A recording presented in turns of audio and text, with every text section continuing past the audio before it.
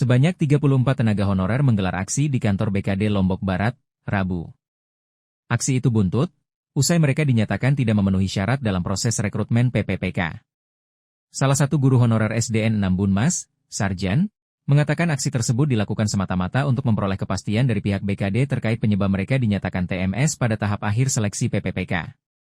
Ia berharap, kehadiran para honorer dapat membuka ruang klarifikasi yang jelas agar tidak terjadi simpang siur informasi yang berkembang di kalangan tenaga honorer. Menurutnya, ketidakjelasan alasan TMS telah menimbulkan keresahan, sebab para peserta merasa seluruh persyaratan administrasi telah dipenuhi.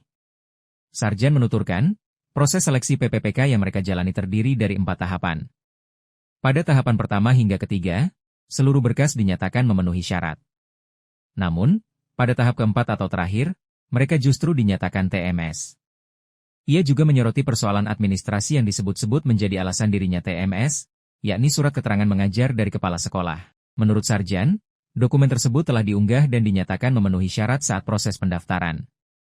Sarjan mengaku telah mengabdi sebagai guru honorer sejak 2009 hingga saat ini dan memastikan tidak pernah absen dalam menjalankan tugasnya sebagai tenaga pendidik. Menanggapi aksi tersebut, Kepala BKD Lombok Barat, Jamaluddin, menemui langsung para peserta aksi. Ia mengatakan pihaknya memahami kondisi psikologis para honorer yang belum berhasil lolos PPPK. Ia mengungkapkan bahwa Bupati Lombok Barat, Las, telah berulang kali mendatangi Kementerian Pendayagunaan Aparatur Negara dan Reformasi Birokrasi sejak September hingga November untuk meminta pembukaan aplikasi dan kejelasan data honorer yang belum lolos PPPK. Ia menjelaskan bahwa mekanisme PPPK saat ini berbeda dengan seleksi sebelumnya. Menurutnya, terdapat sejumlah kriteria yang harus dipenuhi sejak tahap pendaftaran hingga seleksi akhir. Jamaluddin menambahkan, pada masa sanggah pihaknya telah berupaya secara sistem untuk mengakomodasi peserta dengan mengajukan permohonan ke BKN. Bahkan, dalam beberapa kasus, BKD Lombok Barat telah menyurati BKN agar status TMS dibatalkan dan diubah menjadi memenuhi syarat. Meski demikian, Jamaluddin menegaskan komitmen BKD Lombok Barat untuk terus memperjuangkan nasib para honorer. Pihaknya berencana kembali mengirimkan surat ke BKN agar status TMS dapat dibuka hingga akhir tahun ini.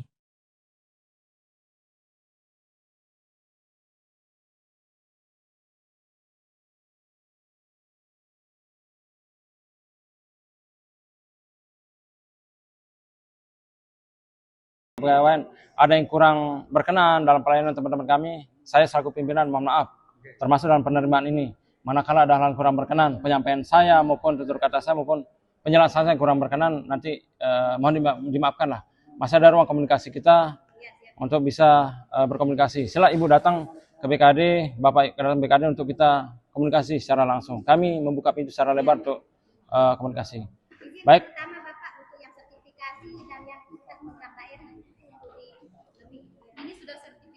Betul. Betul. Ya. Nanti kami sampaikan ke Dikbud karena teknisnya terkait itu kan ada di Dikbud datanya. Betul. Oke, sip.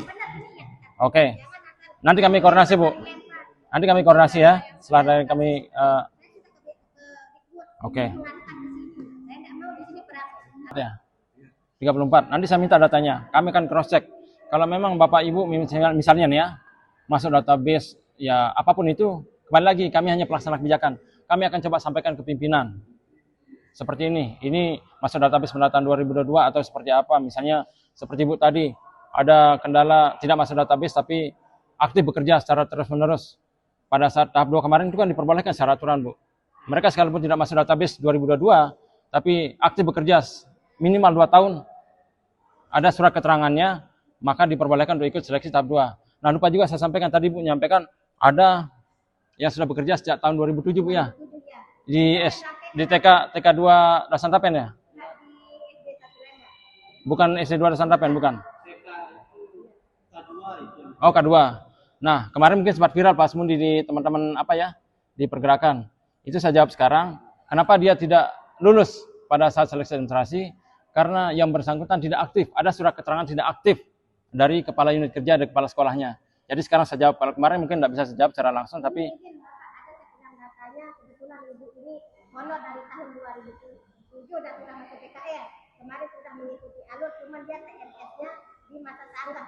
Padahal sudah mengumpulkan berkas, tapi tetap tidak lolos di masa sanggah. Bagaimana itu? Ya mungkin nanti datanya berikan ke kami, akan kami coba telusur. Kira-kira TMS-nya di mana nih? Ya, contoh kasus seperti tadi mungkin Ibu Zuriati itu karena ada surat keterangan tidak aktif dari kepala sekolahnya, itu contoh kasus. Nah, itu tidak bisa dilanjutkan lagi prosesnya. Nanti masing-masing mohon Ibu datanya akan kami coba cross check seperti apa sih pada saat itu. Tapi kembali lagi berikan kami kesempatan untuk memproses yang ada saja dulu sekarang, list potensi, nanti sambil jalan kami akan coba menyampaikan kepada pimpinan seperti apa kebijakan beliau. Kapan? Apakah sebelum Desember ini ataukah sudah supaya ada kepastian? Ya, betul. Otomatis ini masih umum, soalnya ini masih umum, belum ada kepastian. Ya, betul. Oke, makanya sampai kapan lah supaya nanti pulang kita ada sedikit lega. Ya. Ada jadi oleh-oleh. Betul. Kacahan ini. Ya, betul. Marah baru. Ada alasan. Begini maksud saya, Kepala Anda yang sampaikan di sini bagaimana solusinya buat kami yang non database di semua OPD mungkin ya yang harapannya sama.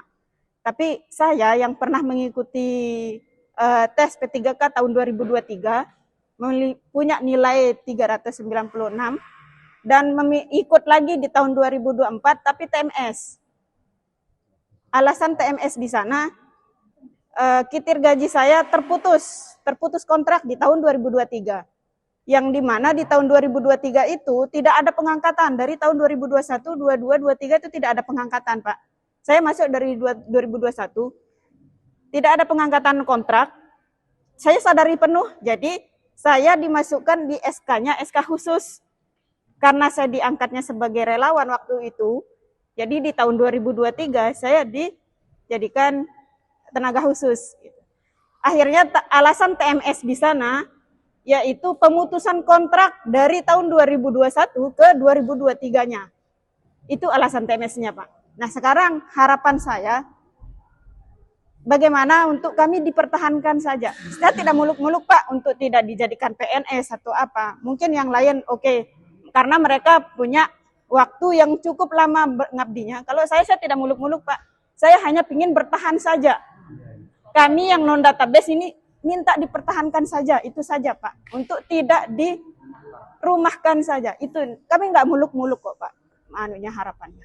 Mungkin itu saja. Saya mewakili teman-teman yang non-database di sini. Di semua OPD mungkin ya. Di kesehatan. Cuma itu saja Pak. Terima kasih.